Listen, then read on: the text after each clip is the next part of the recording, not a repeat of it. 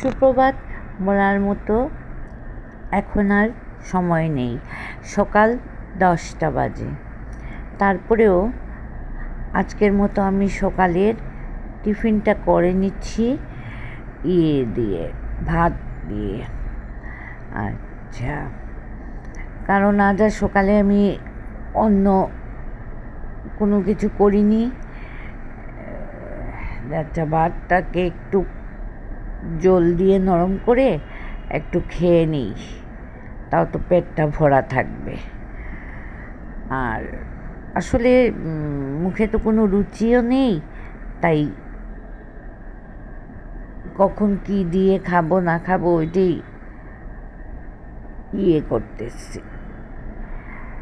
আচ্ছা, যাই হোক, আজকের এখান থেকেই আমার ভিডিওটা শুরু করলাম। এদিকে মেয়ে বসছে চা খেতে। মেয়ের আবার 10টা বেজে হলেও ঠাকুর টুকুর দিয়ে আসছে, তো চা খেতে বসছে। আর আমি ভাত খেতে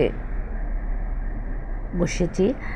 ভাত টাত খেয়ে তারপরে যা কাজ করি সেটা চিন্তা ভাবনা করে করব, কারণ এখন তো কাজের কোনো আমার ধারাবাহিকতা নেই। যেটুকু পারি সেইটুকু করি আমি।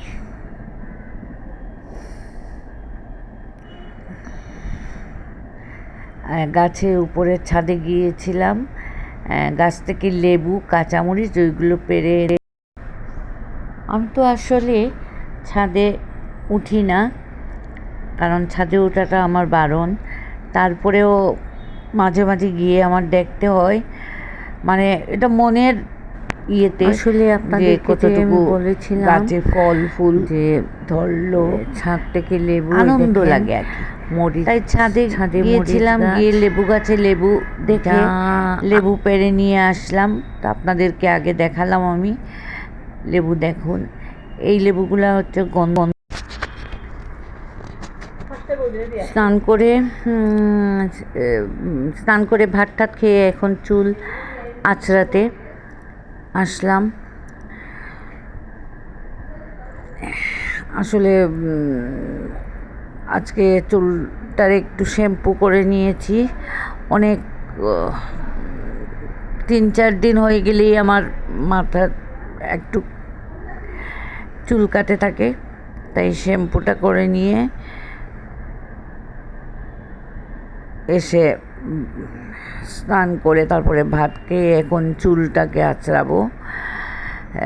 সীতাতে সিঁদুর দিব, টিপ পরব, এইগুলা এখন করে নিব। এগুলা করে নিয়ে তারপরে দেখা যাক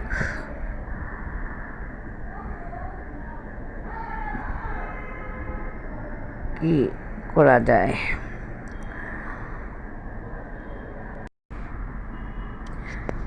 এখন চলে আসছি যথারীতি আমার যথা নিয়মের ওষুধগুলো খেতে। ভাত খেয়েছি, তারপরে তো ওষুধ খেতে হয়।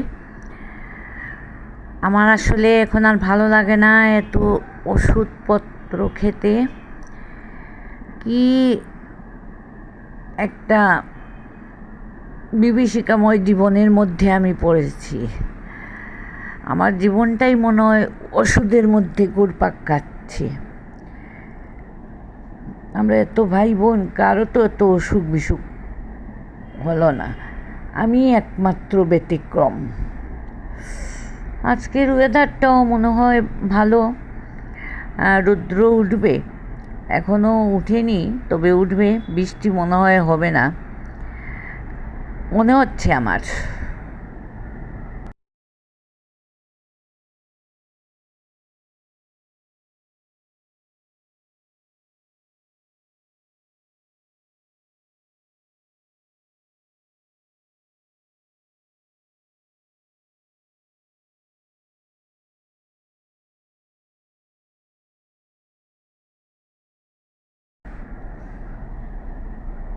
একটু রৌদ্রের আভাসটা পেয়ে আমি চলে আসলাম বারান্দায়, যে চুলটা আঁচড়িয়ে নেই, কারণ ওই যে বললাম বৃষ্টির কারণে আমার মনে হচ্ছে যে আমার খুব মাথার মধ্যে বালু মাটি হয়েছে অথবা চুলকাচ্ছে। শ্যাম্পু করে নিয়েছি আজকে, এতদিন বৃষ্টি থাকায় করতে পারিনি। চুলটা একটু ভালোভাবে করে নেই, আঁচড়িয়ে নেই।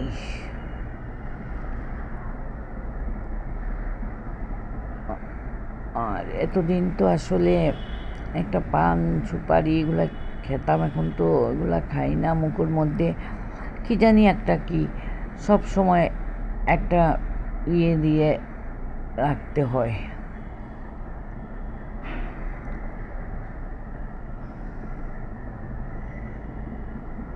দেখি ভগবানে আর কত আমাকে সহ্য শক্তি দেন। ওই মেয়ে নিয়ে কাপড় নিয়ে গেল। কিছু ফলমূল এইগুলা কেটে রেখে দিচ্ছি, সময় করে খেয়ে নিব, কারণ নিজে কাটতে হবে, নিজেই খেতে হবে। তো এইগুলা কেটে টেবিলের মধ্যে ঢেকে রেখে দিব। তারপরে আমার জন্য কি সবজি কিছু কাটবো, যেমন গাজর, শসা, এইগুলা। কারণ তেল খাওয়া যাবে না, অন্ততপক্ষে 2 মাস না খেয়ে দেখি, তারপরে আর যা হয় ভাগ্যে খেয়ে নিব। তো একটু সতর্কতা বেশি অবলম্বন করতেছি আর কি।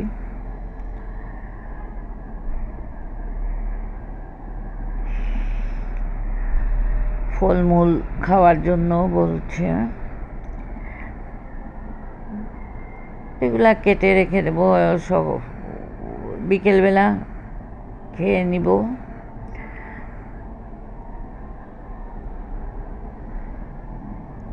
আর সবজি কেটে আমি একটু প্রেসার কুকারে একদম তেল ছাড়া বসিয়ে দেব সবজি।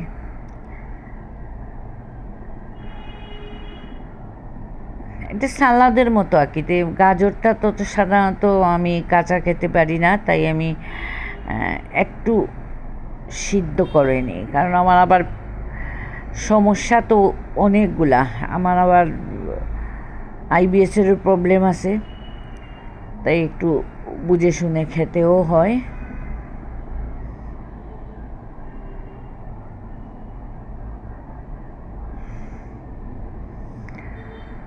তা আমার হেল্পিং ম্যান, ওর নাম রুমি, ওকে আমি বলতেছি যে তোমার চুলার কাজ শেষ হলে আমাকে বলো, আমি আমারটা বসাবো। কারণ ওকে দিয়ে যদি আমি বলি যে বসাতে, তা আমি তো আসলে তেল ছাড়া বলছি খাবো, ও তেল দিয়েই দিবে।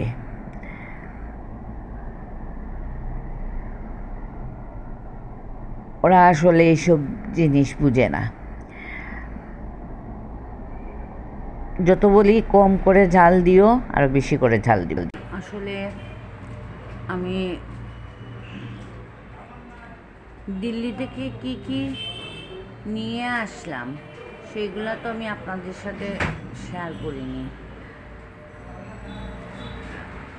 আমি কোনো কিছুই কিনিনি, ওই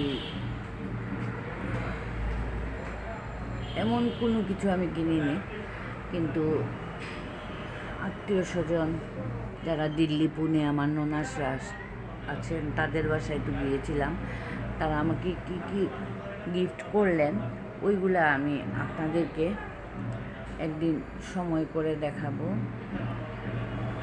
আজকে আসলে আর আমি একটু সময় করতে চাচ্ছি না, কারণ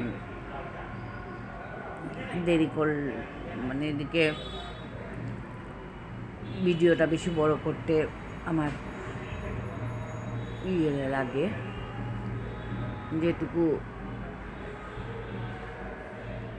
হয় তারপরে ওগুলাই আপনাদেরকে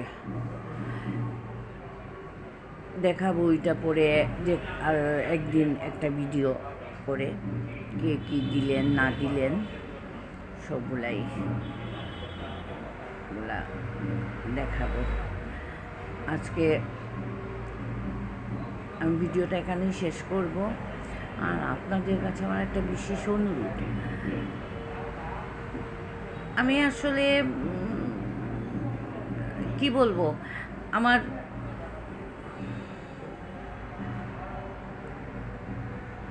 অনেক দিনের স্বপ্ন ছিল যে আমি কোনো কিছু একটা করব, কিন্তু জীবনে তো কোনো কিছুই একটা করতে পারিনি। তাই আমি আপনাদের সামনে আসা আর এইটুকু বলা করা সব কিছু কোনো একটা কিছুর জন্য।